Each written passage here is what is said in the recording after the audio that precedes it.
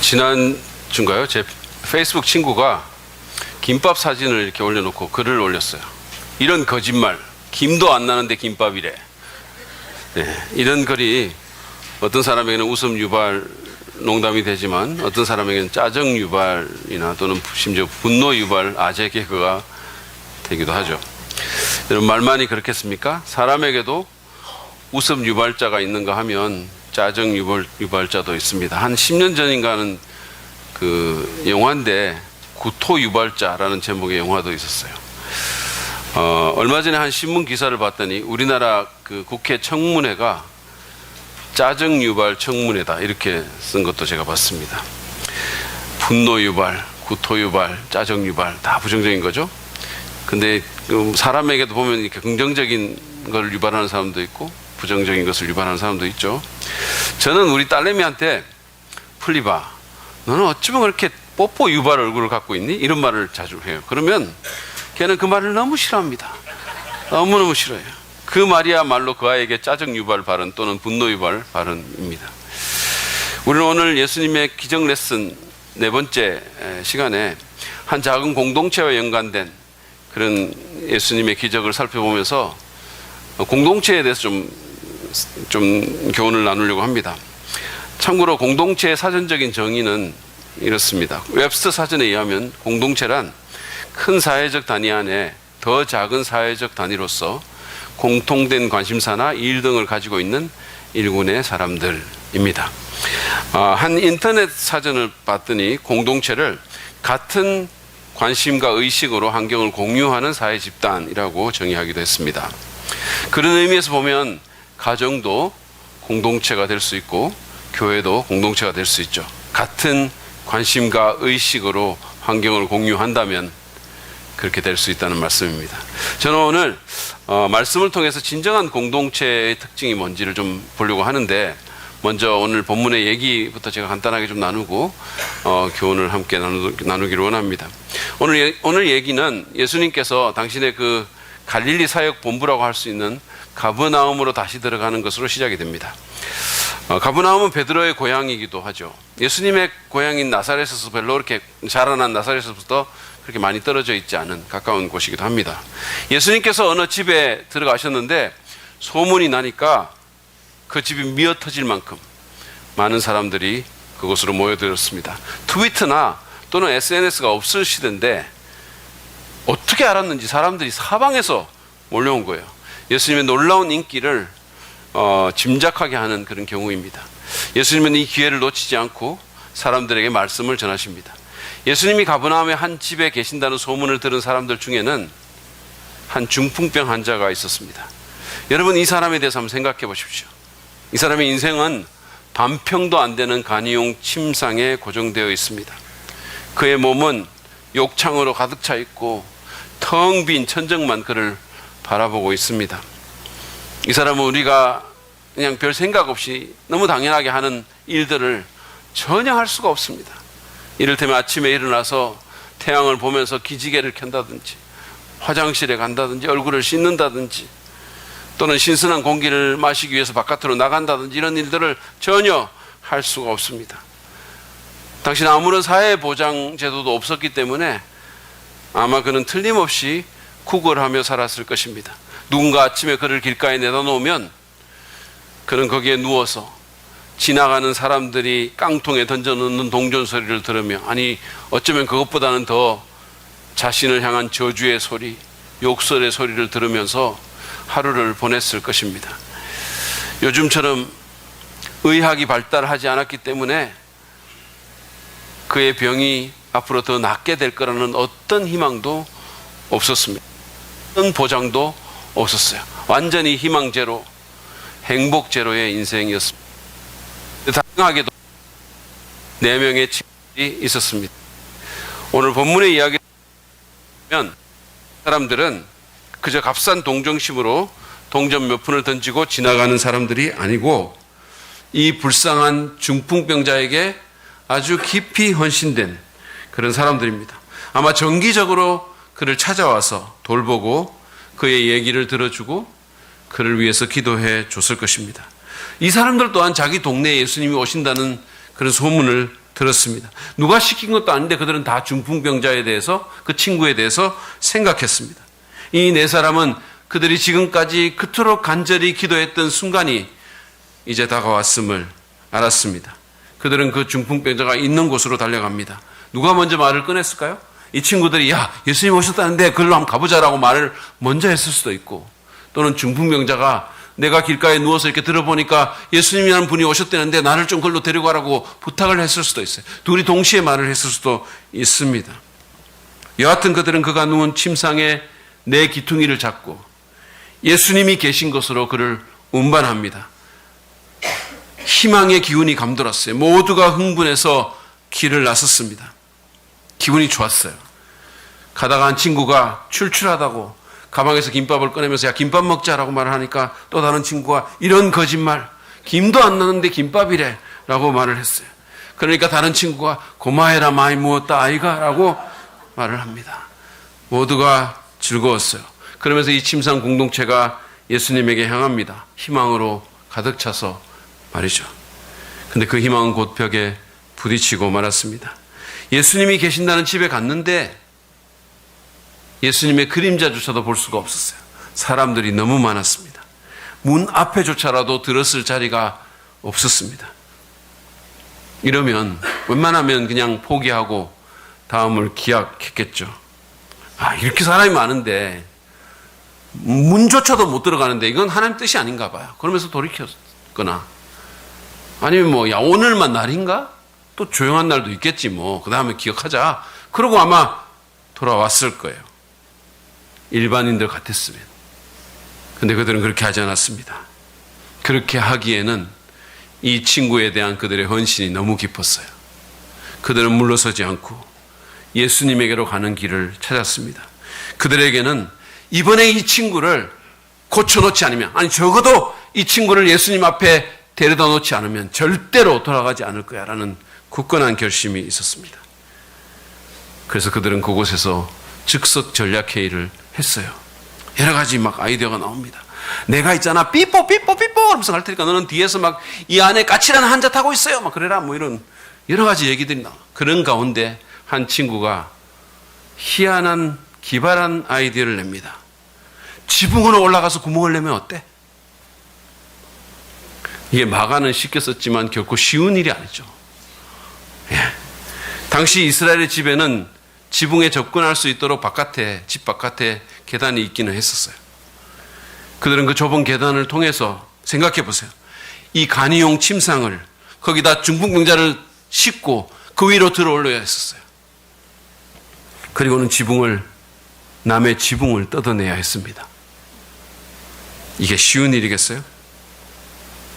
아무튼 그들은 무리를 돌아서 집 옆에 있는 계단을 통해서 지붕으로 올라갔습니다. 일단 거기에 친구를 내려놓고 예수님이 있을 만한 자리를 가늠해 봅니다. 그러면서 지붕을 살펴봅니다. 그리고는 기아를 벗기고 지붕의 겹을 뚫기 시작했어요. 여러분 생각해 보십시오. 지금 예수님은 열광 중에 계십니다. 예수님은 탁월한 교사이기 때문에 모든 사람들이 예수님께 집중하며 한마디도 놓치지 않으려고 길을 쫑긋하고 예수님의 입에서부터 흘러나오는 그 말씀을 듣고 있었을 것입니다. 그런데 갑자기 어디서 소음이 들리기 시작해요. 뭐가 막 긁고 난리가 나는 소리가 납니다.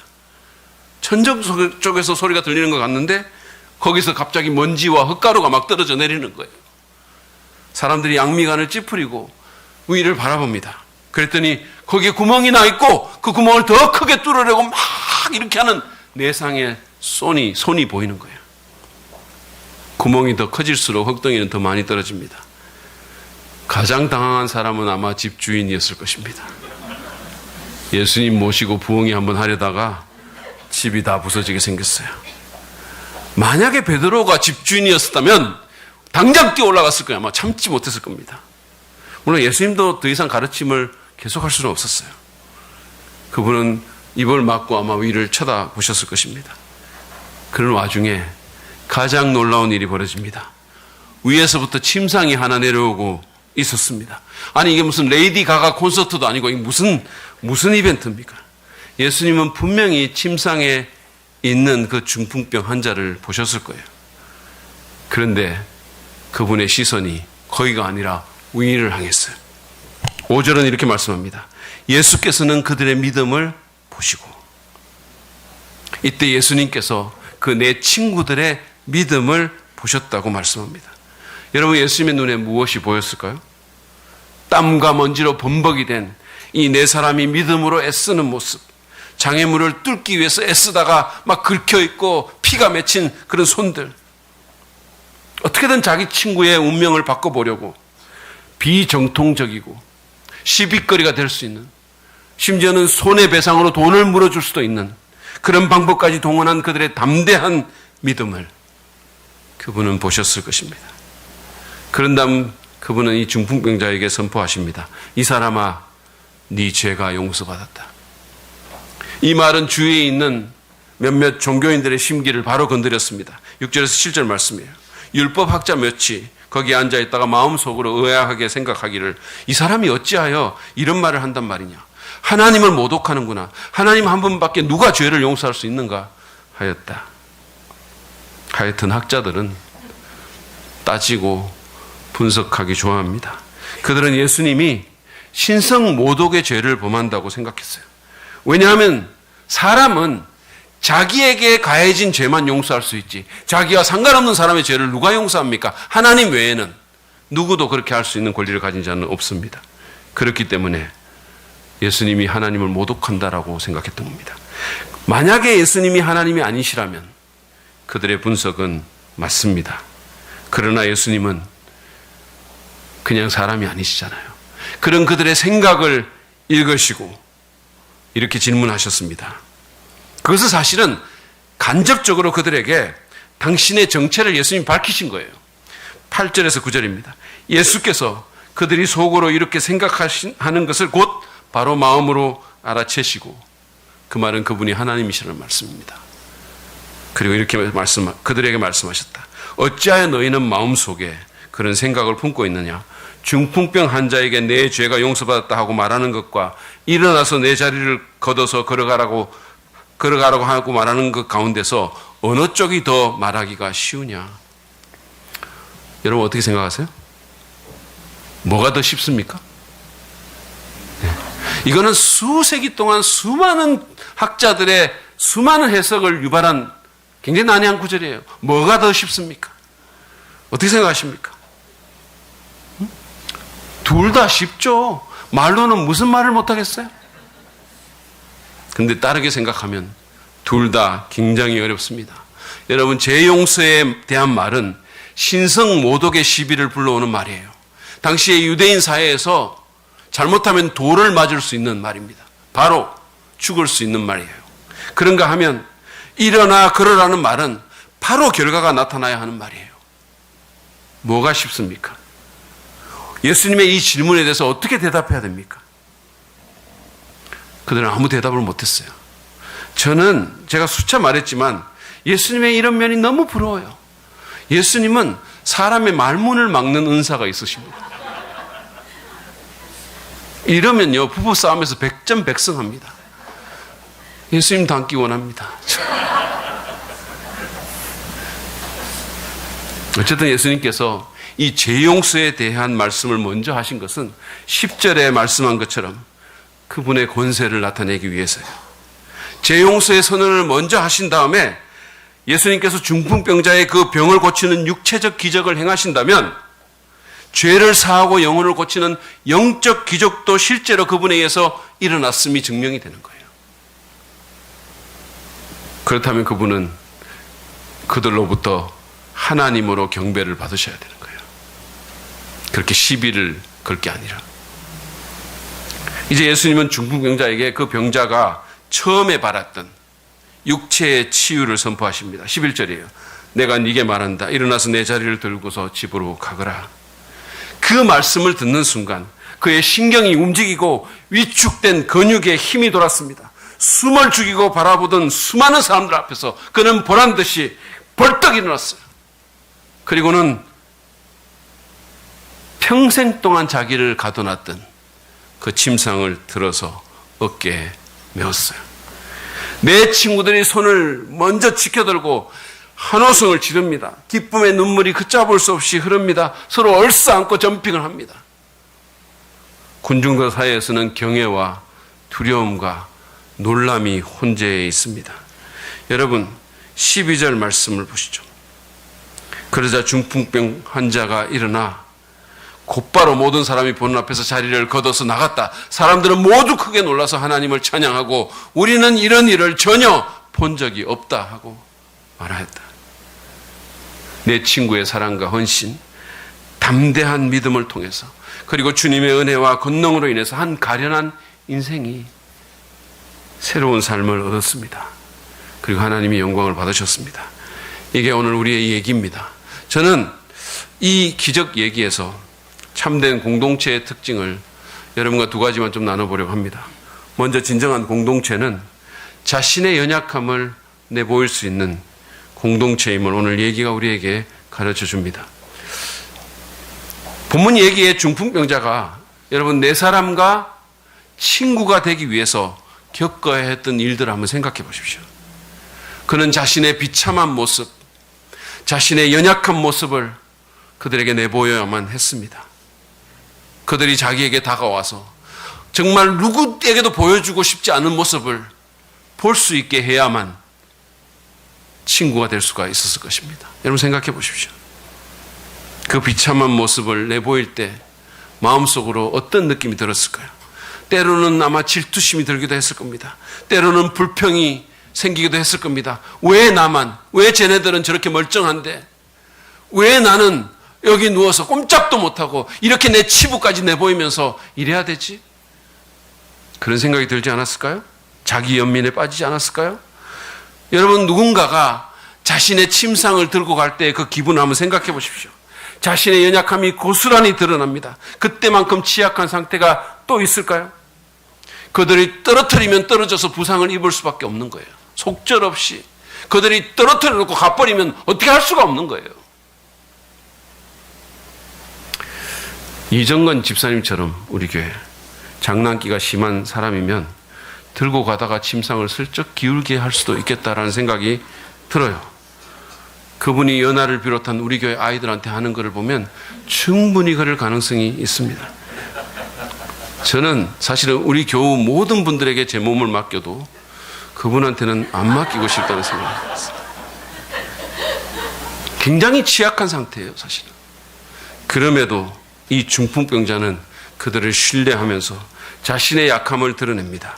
그리고 그들을 의지했어요. 그것이 그와 그들의 깊은 우정을 가능하게 했던 것입니다. 그것이 그들을 진정한 공동체로 만든 겁니다. 여러분은 자신의 연약함을 누군가에게 드러낼 수 있으십니까?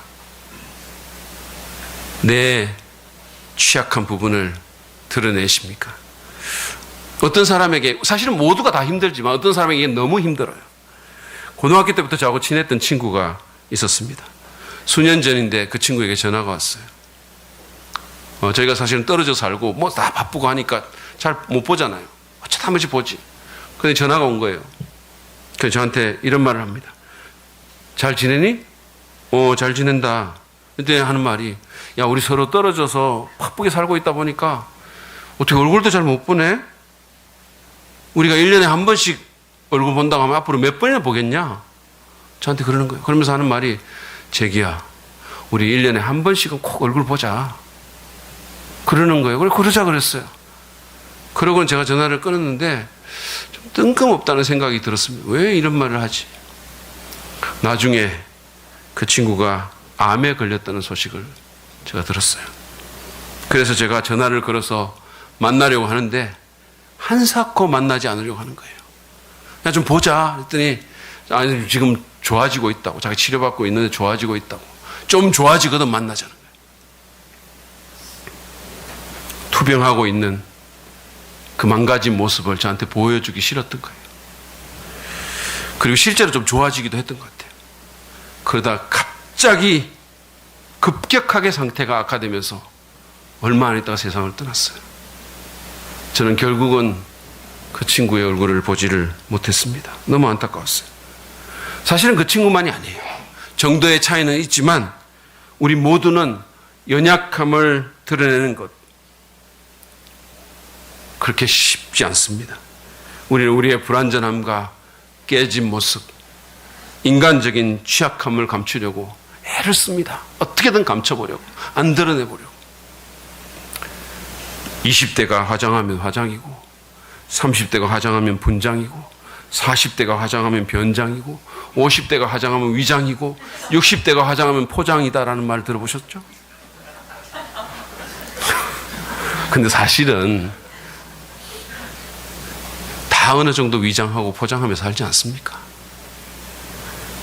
근데 만약에 우리가 늘 이런 식으로 영적 화장하고 늘 좋은 모습만 보이려고 하고 센 척만 한다면 우리는 결코 깊은 관계에 돌입할 수가 없고 진정한 공동체를 이룰 수도 없습니다.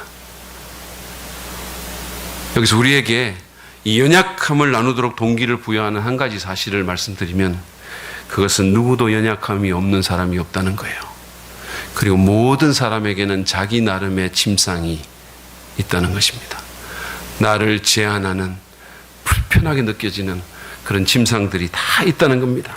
어떤 사람에게는 그것이 지나친 예민함일 수 있고, 어떤 사람에게는 가끔씩 폭발하는 성질일 수 있고, 어떤 사람에게는 컨트롤하려는 성향일 수 있고, 어떤 사람에게는 남을 잘 신뢰하지 못하는 것일 수 있고, 무뚝뚝함일 수도 있고, 소심함일 수도 있고, 자신에 대한 불안감일 수도 있어요. 모든 사람에게는 사람마다 다르지만 다 자기만의 침상이 있습니다.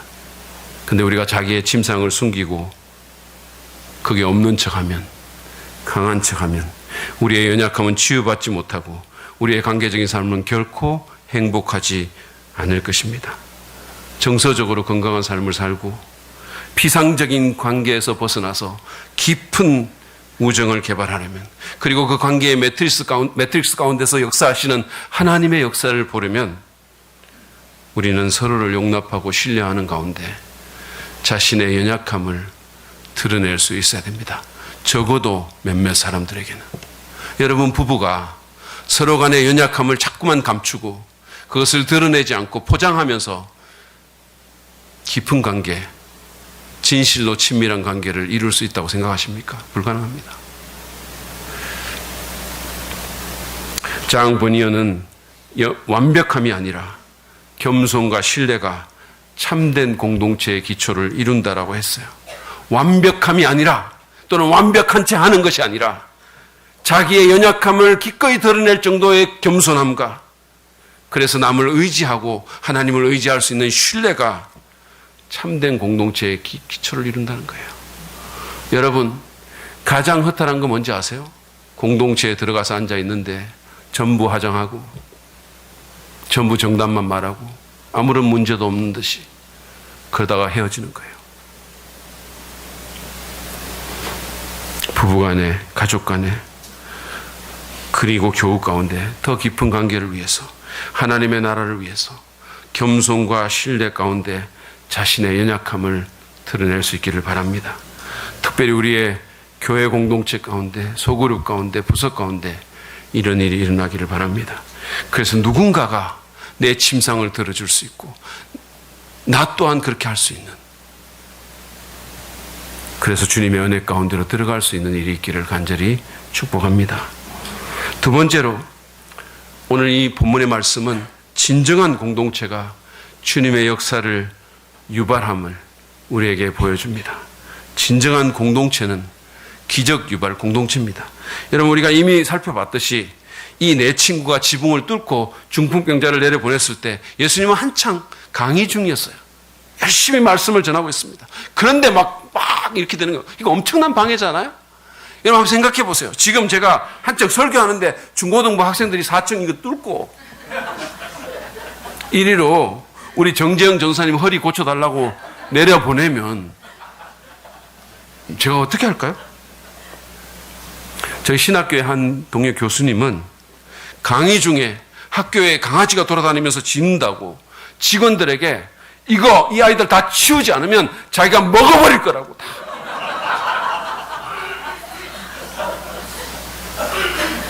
그렇게 했어요. 실제로 그는 개를 좋아합니다. 근데 여러분, 예수님은 그렇게 안 하셨어요. 오히려 그분은 좀 보면 이런 방해를 받는 상황 가운데서 완전히 흐름이 끊기고 사람들의 주의가 많이 분산되고 흙더미가 내려오는데 오히려 예수님은 좀 감동하신 것 같다는 느낌이 들어요. 오늘 말씀을 보면 그분은 중풍병자가 당신의 머리 위에서 내려올 때 위를 올려다보시며 그들의 믿음을 보셨어요. 그 침상 공동체의 믿음을 보셨습니다. 한 개인의 믿음이 아니라 공동체의 믿음을 보신 거예요. 그리고 그 믿음에 깊은 인상을 받으신 겁니다. 그리고 그로 인해서 그 중풍병자의 몸과 영혼이 치유되는 기적이 일어난 것입니다. 하나님은 공동체를 기뻐하십니다. 그분은 처음부터 공동체의 비전을 품고 인간을 만드셨어요. 사실은 하나님께서 인간을 세계 각지에 한 사람씩 따로 두실 수 있어요. 그렇죠? 여기 아시아에 하나 뭐 이런 식으로 만들 수도 있잖아요. 아니면 호랑이처럼 서로 상관하지 않고 독립적으로 살아가다가 발전기에만 서로 이렇게 만들 수 있었어요. 그런데 하나님은 그렇게 하지 않으셨어요. 하나님은 사람이 혼자 있는 것이 좋지 않다고 말씀하시면서 사람을 둘로 만드시고 가정 공동체를 이루도록 서로 의존할 수 있도록 그렇게 인도해 주셨습니다. 그뿐만이 아니죠. 그분은 이런 하나님의 공동체가, 하나님의 형상을 닮은 공동체가 이 부부에게만 그치지 않은 것이 아니라 땅에 충만하기를 원하셨어요. 그래서 생육하고 번성하여 땅에 충만하라 라고 말씀한 겁니다. 제가 불광동 교회, 이전 교회에서 신혼부 사역을 할 때 이 말씀을 부서 표어로 삼기도 했었어요. 그리고 2년 전인가 우리 교회에서 거의 매달 아이가 태어났을 때 이 말씀을 붙들었어요. 생육하고 번성하여 땅에 충만하라. 지금도 제가 신혼부부들 보면 자꾸 이 말씀을 그들의 인생 구절로 주고 싶은데 그들은 거부할 수 있어요. 그런데 사실은 이 구절은 다산에 대한 그런 단순한 다산에 대한 말씀이 아니에요. 이것은 공동체에 대한 말씀입니다. 하나님의 마음이 하나님을 신뢰하고 서로를 사랑하는 경건한 공동체가 땅에 충만한 것에 있다는 거예요. 그렇게 되기를 원한다는 겁니다. 이것이 사람을 만드셨을 때 하나님이 품으셨던 비전이었었어요. 그래서 하나님께서 가정을 만드셨고 그래서 교회를 만드신 겁니다. 따로 혼자서 있는 것이 아니라 같이 모여서 서로를 신뢰하고 서로의 연약함을 내보이고 서로를 보듬고 돌보라고. 그래서 함께 걸어가라고. 그래서 교회를 만드신 겁니다. 그러므로 어디든지 진정한 공동체가 이루어지고 그 공동체가 믿음으로 하나님께 나아갈 때 하나님께서 기뻐하시고 하나님께서 역사하십니다. 시편 133편 1절을 보면 형제가 연합하여 동거함이 어찌 그리 선하고 아름다운고. 다시 말해서 공동체가 이루어질 때 그것이 하나님 보시기에 너무 좋고 너무 아름답다는 거예요. 그러면서 3절에서 하나님이 그 공동체의 영생의 복을 약속하셨다 또는 명령하셨다라고 노래합니다. 사랑과 믿음의 공동체에 하나님의 축복과 생명의 역사가 있을 것을 말씀하신 겁니다. 예수님도 비슷한 맥락에서 말씀하셨습니다.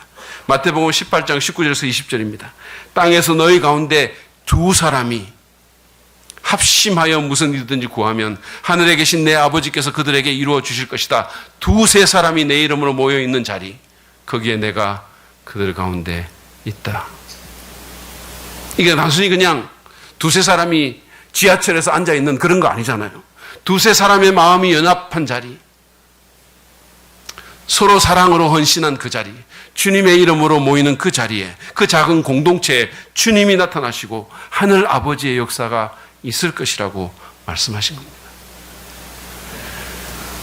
지난주에 저는 진정한 공동체가 주님의 역사를 유발하는 한 예를 우리 배성현 선교사님의 선교 편지 가운데서 봤습니다.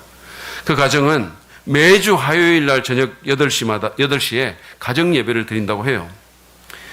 그 집에 이 3남매가 돌아가면서 인도자가 돼서 드리는데 이게 2년 전의 사진이니까 지금보다 조금 더 컸겠죠? 그러니까 이 3남매가 돌아가면서 인도자가 돼서 이 예배를 드린다고 해요. 찬양과 기도, 그리고 각자가 매일 한 장씩 읽고 있는 성경을 같이 읽으면서 마음에 와닿는 구절과 그 이유를 말하고, 그리고는 감사했던 일과 기도 제목을 나누는 그런 순서로 이 예배가 진행이 된다고 합니다. 그런데 이것이 우리 배성현 선교사님 자신에게는 사막의 오아시스 같은 시간이라는 거예요. 왜냐하면 그 가정 가운데 진정한 공동체가 형성되는 시간이기 때문이었습니다. 근데 지난주 화요일 날 가정 예배 때 둘째인 승원이가, 여기 둘째 보이시죠? 여기 이 아이가 인도자였는데 아주 진지한 표정으로 예배가 끝나고 잠시 할 말이 있다면서 좀 남아라고, 잠깐 더 얘기를 나누자고 이렇게 얘기를 했다는 거예요.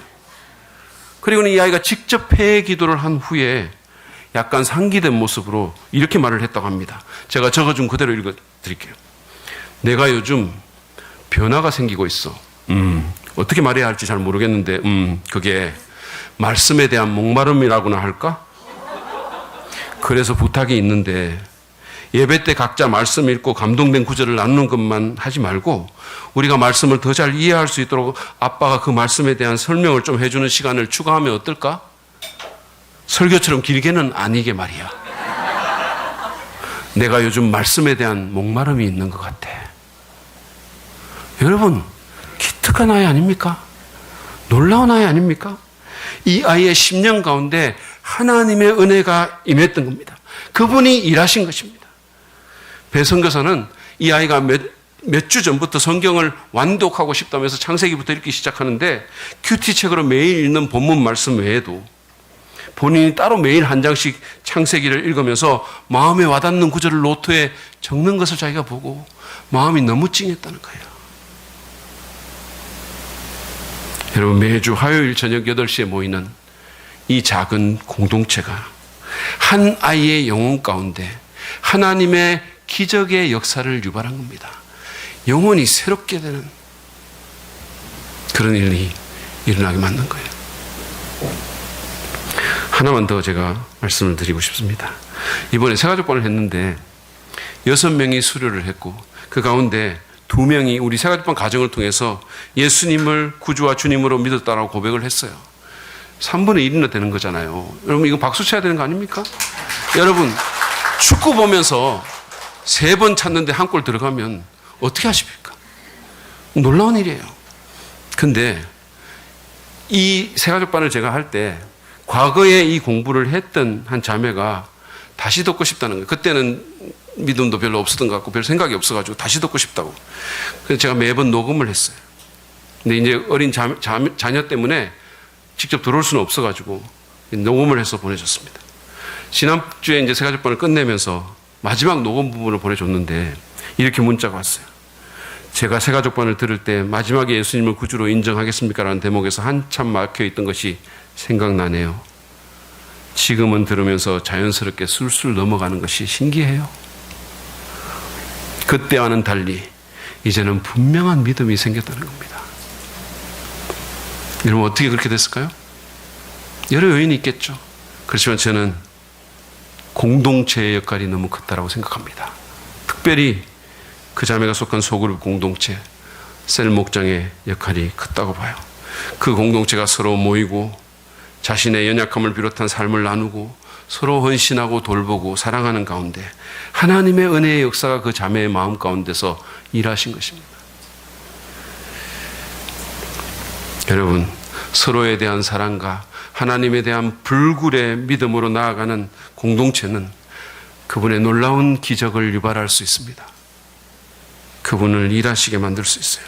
이것은 전체 교회 공동체도 마찬가지입니다. 우리는 사랑과 믿음으로 진정한 공동체를 이룰 수 있어야 됩니다. 저는 우리 교회가 정말로 기적 유발 공동체가 되기를 정말 축복하고 갈망합니다. 그래서 저와 여러분 모두는 진정한 공동체에 참여하고 진정한 공동체를 이루는 것이 얼마나 중요한가를 깊이 인식해야 됩니다. 그냥 교회에서 소그룹으로 모이라고 하니까 그냥 한번 모여주지가 아니라 정말 이것이 내 영혼에, 내 정서적인 관계적인 건강한 삶에, 그리고 내 믿음에, 그리고 하나님 나라에 얼마나 중요한가를 절실히 인식해야 됩니다. 특별히 이곳에 계시는 우리 목자님들은 그 중요성을 뼈저리게 느낄 수 있어야 됩니다. 그래서 그 공동체를 선택하고 거기 참여해야 되고 서로에 대한 헌신과 하나님에 대한 신뢰로 함께 진정한 공동체를 이루는 노력을 같이 경주해야 합니다. 그럴 때 하나님의 임재와 역사가 나타날 수 있습니다. 진정한 기적이 일어날 수 있습니다. 여러분 기억하십시오. 진정한 공동체는 하나님의 기적의 역사를 유발합니다.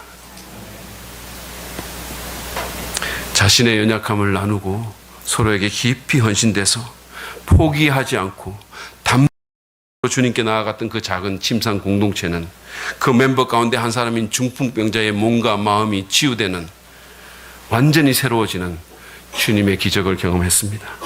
사실은 그 사람뿐만이 아니라 다른 네 사람의 믿음도 더 강해지고 더 커지고 그들의 우정이 더 견고해졌을 것입니다. 평생을 같이 걸어가는 그들이 여러분 이 침상 경험이 그들의 삶을 얼마나 더 건강하고 풍성하게 만들었을지 한번 생각해 보시기 바랍니다. 나이가 많이 들어서 자신의 삶을 회상할 때 그들은 그 침상 공동체야말로 자기네 인생의 가장 좋은 선물이었다라고 고백하였을 것입니다. 근데 굿뉴스는 오늘날에도 그런 공동체가 가능하다는 거예요.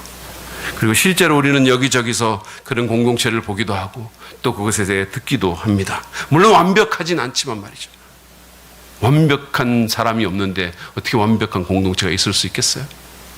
그렇지만 정말로 솔직한 공동체, 겸손한 공동체, 서로 의지하고 신뢰하는 공동체의 모습을 그 얘기들을 우리가 듣는 거예요. 일단의 사람들이 주님의 이름으로 모여서 겸손과 신뢰 가운데 서로의 연약함을 드러내고 서로를 받아들이고 서로의 필요와 복지에 헌신할 때 주님이 임재하시고 주님이 역사하십니다. 주님의 은혜를 경험하게 되고 믿음이 성장하게 되고 때로는 인생이 변하는 기적이 일어납니다. 하나님이 원래 만드신 내 모습이 그 가운데서 형성되어 갑니다. 관계적으로 정서적으로 건강해집니다. 물론 그런 공동체의 한 부분이 된다는 것 결코 쉬운 일 아니죠. 사람들의 침상은 때로는 무겁고 불편하고 거추장스럽습니다. 때로는 아픕니다. 그리고 뚫어야 할 갈등이나 두려움이나 교만이나 이기심이나 어색함이나 분주함의 지분 같은 것이 언제나 거기에 있습니다.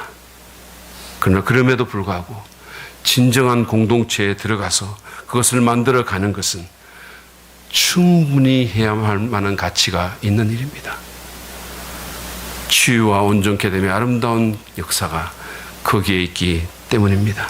거기서 예수님이 나타나시고 그분의 역사가 거기서 일어나기 때문입니다.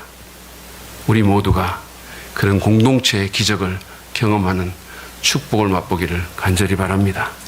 우리 이 시간에 오늘 들으신 말씀을 또 생각하며 주님 앞에 나아갈 때 함께 좀 기도했으면 좋겠습니다.